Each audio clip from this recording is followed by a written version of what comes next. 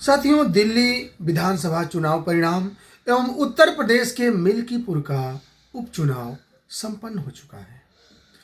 Bharatiya Janata party ने प्रचंड बहुमत के साथ दिल्ली में अपनी जीत दर्ज की है और मिल्कीपुर की जो प्रतिष्ठित और चुनावी नतीजे के हिसाब से बहुत ही महत्वपूर्ण थी, उसमें भी प्रचंड जीत अर्जित की है। मैं अपने पूरे कल्याणम परिवार एवं चिकित्सा प्रकोष्ठ अवध क्षेत्र की तरफ से इस अपार जीत की बहुत बहुत शुभकामना, मंगल कामना एवं बधाई देते हुए मैं कहना चाहूँगा कि अब देशवासियों ने ठान लिया है कि भारत को विकसित बनाना है, विश्व गुरु बनाना है।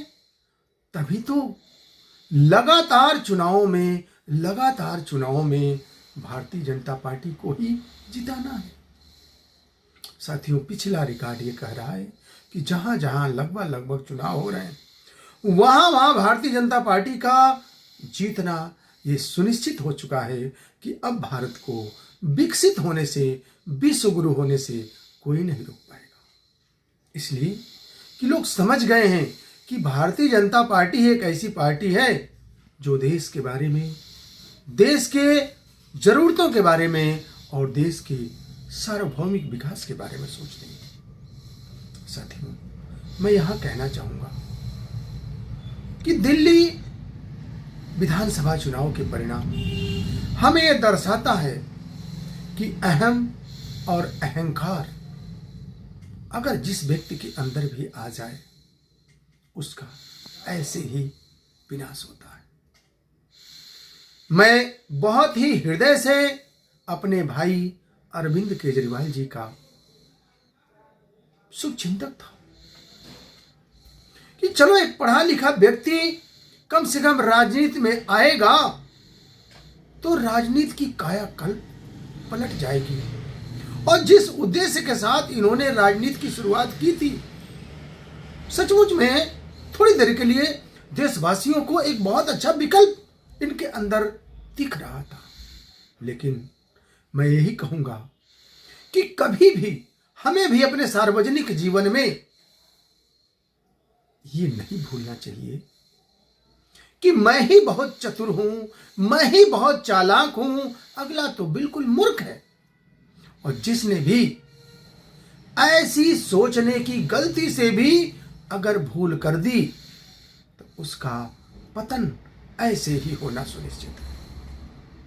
हम मानते हैं कि अरविंद केजरीवाल जी ने सचमुच में अपने जीवन में मेहनत की है, पढ़ाई की है, लेकिन उन्होंने जिस तरह से राजनीति में आकर के उस पढ़ाई का दुरुपयोग किया, जैसे उन्होंने सोचा कि नहीं मैं ही तो वैसे पढ़ा लिखा हूं, दुनिया तो मूर्ख है, उनका अहम आना ही उनके पतन का सबसे बड़ा कारण था। तो मैं अपने एक चिकित्सक होने के नाते और मैं भी एक अहम बिंदुओं पे कोशिश करता हूं विचार रखने का, तो मैं देशवासियों के साथ ही साथ दुनिया के लिए मैं यही कहूंगा कि खुद में आत्मचिंतन करना चाहिए। कभी भी अहम नहीं लाना चाहिए कि नहीं मैं ही बहुत चतुर हूं, और कभी भी दूसरे को कमजोर समझने की भूल नहीं करनी चाहिए। अब आते हैं, चूंकि हम उत्तर प्रदेश में रहते हैं और उत्तर प्रदेश में हम आस्था की नगरी अयोध्या की अहम सीट मिल्कीपुर, जो सचमुच में प्रतिष्ठा परक बनी हुई थी, कुछ राजनीतिक कारणों की वजह से अयोध्या की सीट भाजपा ने लोकसभा में गंवा दिया था। अब आप लोग देखे होंगे कि आए मंच पे जिस तरह से अयोध्या को लेकर के हम सनातनियों, हम जो भारतीय संस्कृति में विश्वास रखते हैं, उनका कैसे उपहास उड़ाया जा रहा था, यह देशवासियों ने देखा है। उन्हें तो वक्त की तलाश थी, वो सोचते थे कि कैसे कोई अवसर मिले और हम एकजुट होकर के दिखाएं कि नहीं हम सनातनी, हम भारतीय संस्कृति में विश्वास रखने वाले लोग एक बार धोखा खा सकते हैं, लेकिन बार बार नहीं। और आज मिल्कीपुर में उन्होंने दिखाया जिस तरह से प्रचंड जीत। साथियों, विधानसभा चुनाव में 1,46,397 वोट पाना कोई सामान्य बात नहीं है। और 61,710 वोट से जिस तरह से हमारा प्यारा अनुज चंद्र भानु पासवान ने जीत दर्ज की है ना, और अजित प्रसाद जो अयोध्या के सांसद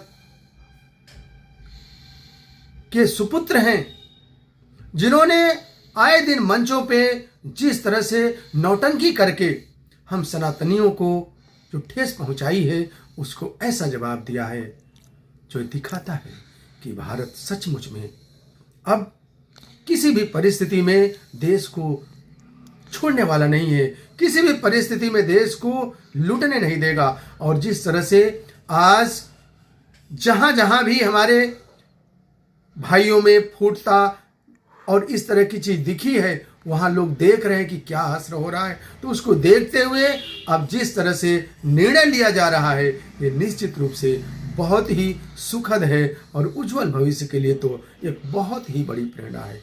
तो मैं पुनः अपने कल्याणम परिवार की तरफ से और चिकित्सा प्रकोष्ठ अवध क्षेत्र की तरफ से इस दोनों जीत की बहुत बहुत शुभकामना, बहुत बहुत बधाई देते हुए मैं सबका आभार व्यक्त करता हूँ।